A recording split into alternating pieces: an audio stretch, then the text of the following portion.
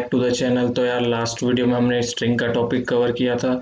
आज हम इस वीडियो में हम दो चीज़ सीखने वाले हैं। एक तो आपका इफ एल्स स्टेटमेंट और एक वाइल लूप, और लास्ट में हम एक प्रोग्राम भी परफॉर्म करने वाले हैं।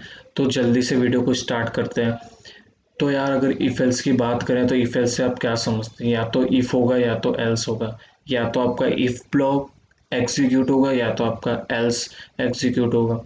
तो हम इसे एग्जाम्पल से समझते हैं। तो सबसे पहले मैं एक यूज़र के थ्रू इनपुट लेता हूँ। लेट सपोज मैं ए बराबर इनपुट लेता हूँ यूज़र से कि एंटर योर एज।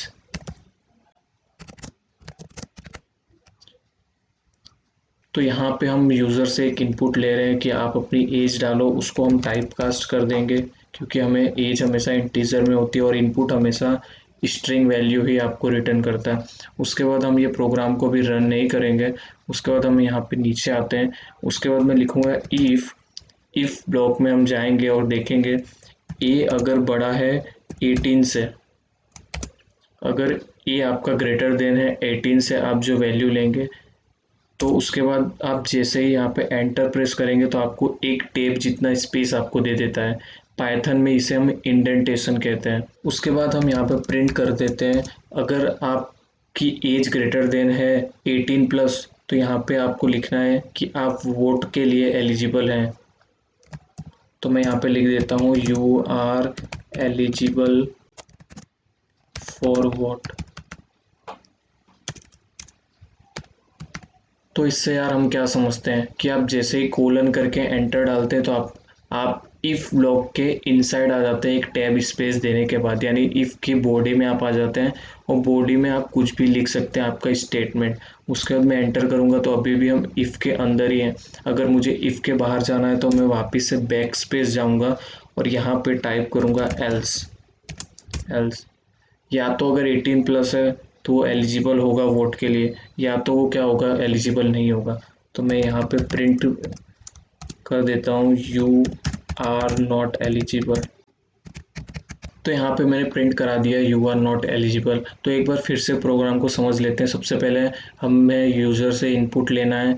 तो हमने लेट सपोज कोई भी वैल्यू लेंगे, अभी प्रोग्राम रन करेंगे। उसके बाद हम इफ़ कंडीशन अप्लाई करेंगे। इफ़ में ऑलवेज कंडीशन अप्लाई होती है, एल्स ब्लॉक में आप कंडीशन अप्लाई नहीं करते हैं। तो इफ़ ब्लॉक में आए उसके बाद चेक होगा कि यूज़र से आपने जो वैल्यू ली है वो ग्रेटर देन 18 है। अगर 18 है तो eligible for vote, else you are not eligible for vote. तो मैं इसे रन करता हूँ जल्दी से। तो ये हमसे एक वैल्यू मांग रहा है तो मैं यहाँ पे 15 देता हूँ।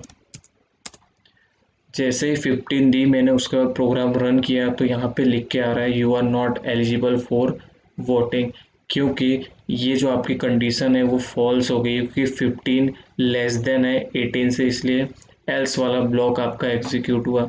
एक बार मैं फिर से प्रोग्राम को रन करता हूँ तो यहाँ पे मैं 19 डालता हूँ। उसके बाद यहाँ पे अगर आप देखेंगे तो you are eligible for vote, कि आप वोट देने के लिए एलिजिबल हैं। तो ये आपका सिंपल इफ एल्स ब्लॉक था, इफ एल्स स्टेटमेंट था। उसके बाद एक और कंडीशन आती है एलिफ करके, तो उसे मैं पहले जल्दी से प्रोग्राम एक लिख लेता हूँ, उसके बाद मैं आपको समझाता हूँ।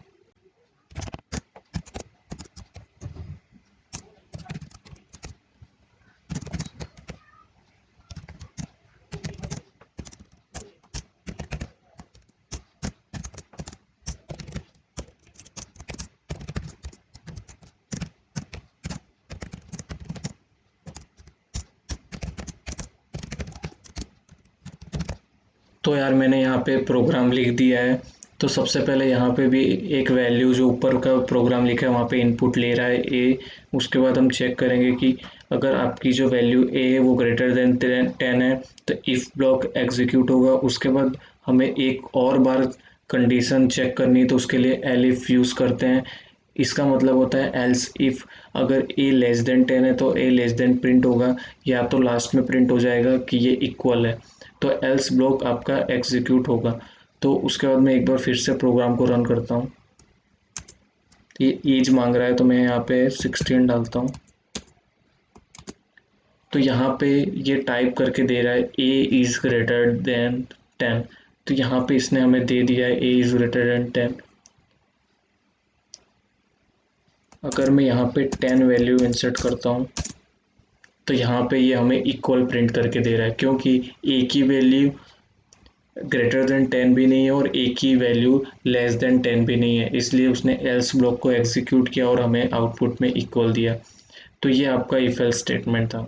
तो यार अब लूप की बात करें तो लूप से आप क्या समझते हैं? लूप का मतलब कि अगर आपका एक ही प्रोग्राम बार बार एग्जीक्यूट हो रहा है, लूप में घूम रहा है, उसे हम लूप कहते हैं। लेट्स सपोज जैसे आपका नेम है, उसे आपको 10 टाइम्स प्रिंट करना है, तो आप क्या करेंगे? 10 टाइम्स प्रिंट प्रिंट प्रिंट लिखेंगे, लेकिन ये एफिशिएंट वे नहीं है प्रोग्राम लिखने का, इसके लिए हम लूप का यूज़ करते हैं। तो आज इस वीडियो में मैं आपको एक लूप के बारे में बताने वाला हूँ जो वाइल लूप है। तो सबसे पहले हम एक लूप वेरिएबल आई लेते हैं जिसे हम 0 से स्टार्ट करेंगे। तो आई बराबर 0। उसके बाद मुझे लूप लिखना है वाइल लूप, तो मैं लिखूंगा वाइल। वाइल लूप में आप हमेशा अंदर यहाँ पे कंडीशन अप्लाई करते हैं, तो मैं लिखता हूँ आई लेस देन 10।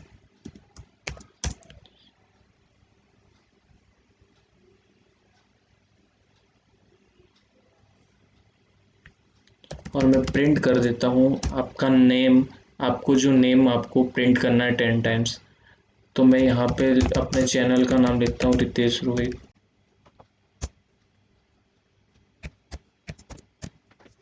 तो यार मैंने अब यहाँ पे क्या लिखा? I is equal to I plus one. ये हमने इसलिए लिखा कि अगर आप आई बराबर 0 आएगा तो यहाँ पे आई लेस देन 0 है तो वो एक बार प्रिंट करेगा, उसके बाद आपको वैल्यू इंक्रीमेंट करेंगे आप 1 2 3 4 5, फिर लास्ट में ये 10 में आएगा तो 10 लेस देन 10 ये एग्जीक्यूट नहीं होगा और वो वाइल लूप के बाहर आ जाएगा, इसलिए मैंने I is equal to I plus one लिखा है।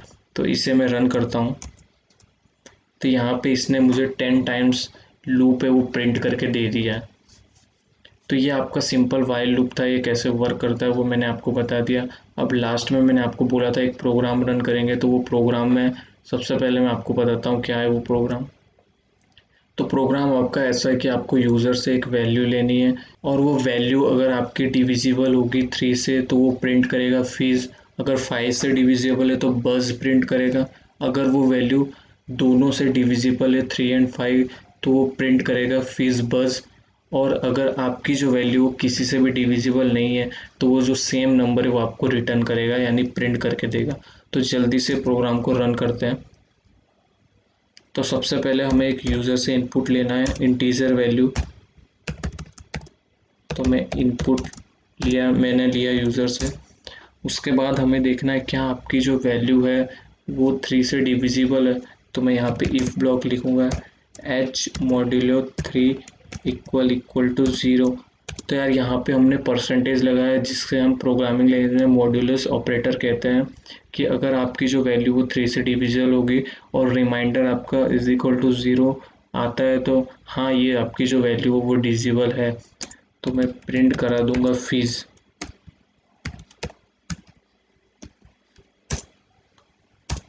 और एक बार वापस से हमें कंडीशन चेक करनी है कि आपकी जो वैल्यू 5 से डिविजिबल है कि नहीं।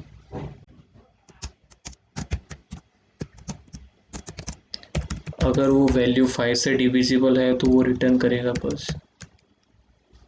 एक और कंडीशन हमें चेक करनी है कि क्या आपकी वैल्यू 3 और 5 दोनों से डिविजिबल है।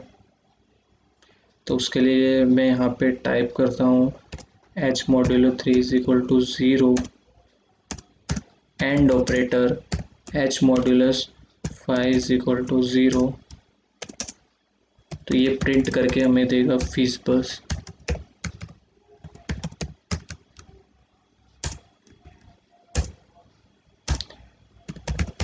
या तो लास्ट में प्रोग्राम में हमें रिटर्न कर देगा जो सेम वैल्यू है वो, तो मैं प्रिंट करता हूँ h। तो ये हमने सिंपल प्रोग्राम लिख लिया है। अब मैं इसे रन करता हूँ तो यहाँ पे एक वैल्यू मांग रहा है तो मैं यहाँ पे लिखता हूँ 10। तो 10 लिखा, वैसे ही वो 3 से डिविजिबल नहीं है लेकिन 5 से डिविजिबल है, इसलिए इसने हमें बज रिटर्न किया। एक बार मैं फिर से रन करता हूँ और मैं यहाँ पे 15 लिखता हूँ 9, तो इसने रिटर्न किया हमें फीस वैल्यू, क्योंकि वो 3 से डिविजिबल है लेकिन 5 से नहीं है। लेकिन लास्ट वाली कंडीशन है वो आपकी अप्लाई नहीं हो रही है अगर मैं यहाँ पे 15 टाइप करता हूँ, वो दोनों से डिविजिबल है, क्योंकि आपका जो प्रोग्राम है वो वहाँ तक पहुँच ही नहीं रहा है। इसलिए हमको ये वाली जो कंडीशन है इसे उठा के हमें सबसे टॉप में रखना पड़ेगा कि सबसे पहले ये वैल्यू चेक हो।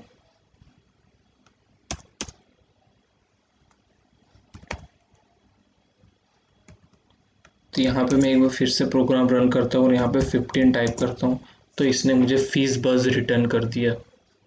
तो यार अब हम ऐसी वैल्यू डालते हैं जो किसी से भी डिविजिबल ना हो, ना तो 3 से ना 5 से। तो मैं यहाँ पे 7 डालता हूँ, तो इसने मुझे वही वैल्यू रिटर्न कर दी, 7।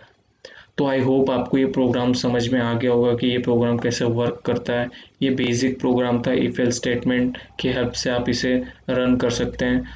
तो यार आज की वीडियो में हमने क्या सीखा, तो आज की वीडियो में हमने if else statement, while loop और इफ एल्स स्टेटमेंट की हेल्प से हमने एक प्रोग्राम रन किया।